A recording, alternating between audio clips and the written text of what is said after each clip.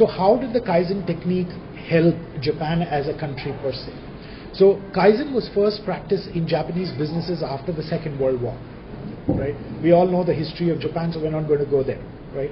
But after for the first 5 years after the war ended, Japan had nothing going for it. There was no industry, there was no growth, there was no development, there was nothing happening.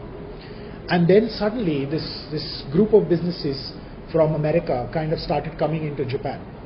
And they started realizing that there is an interesting way of bringing about change. Don't change it drastically. Bring about step-by-step changes in your businesses. Start making small changes, because if we start small, we are going to see the bigger changes that are going to come eventually. Textile companies were the first group of companies in Japan to actually implement this process. And from 1960 to 1970, Japan went on to become the largest exporter of textile in the world, only because of the use of Kaizen as a technology. They started implementing one machine at a time, one change at a time, one design at a time, one pattern at a time, and in 10 years they actually became so powerful that they became the largest exporter of textiles in the world. Then came the Toyota way. So Toyota was the first kind of a big brand in the world that kind of adopted the Kaizen techniques. And it said, we are going to bring about small changes in the way we are working. So in Toyota's factory assembly lines, you will see that there are specialists in every single field. The way they work is that they've specialized even the smallest of the jobs. Right? So even if there is somebody who's supposed to, just clean up the car after it's done, there'll be a specialized person who's been doing it for ages. Okay? And that guy also is extremely important in the entire value chain. If there is somebody who's fitting just the nuts in the car, that fellow is a specialist in fitting nuts. He kind of is such a level of specialization that he knows everything about every single nut and bolt in that car. Right? So what they started doing was they started bringing about these special changes, these specialized changes in the way the assembly line was working. Earlier it was very simple. One person was told, you do this. Whoever is available on the floor, just do everything. No, then they realized that super specialization was helping them in actually creating the entire process as a fantastic way of bringing things together. Right? It's a very important thing to also understand in life as well. Many a times we do not value this, but how many times in our lives have we actually thought about that cleaner who comes and cleans our roads in the morning, okay, or that person who comes and picks up the garbage in the night, right? We do not value such people as well. Or when we go to a particular mall and we see there are these swanky restrooms that are all there, well maintained, hygienic, but there are people who are working behind to actually make sure that this is happening, right? When we go to watch a movie, there are hundreds and thousands of people who've actually worked on making that movie happen, right?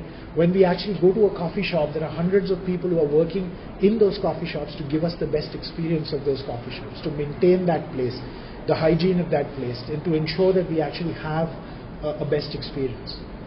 Sometimes as individuals we tend to forget these little minor things, but these little minor things come together and provide an experience to us in life. And in short, that is what Kaizen also talks about. That we need to also acknowledge these small little changes that are happening, these small little contributions that are made by people in our lives, which kind of overall gives our life a certain reason and a certain meaning and a certain way of how we kind of work around in life as well. Kaizen as a concept in Japan was made popular, or rather was kind of corporatized by a gentleman by the name of Masaki Imai. Masaki Imai is known as the father of Kaizen. And why is he known? Even though he never invented the technique, but he was the guy who actually first wrote about Kaizen.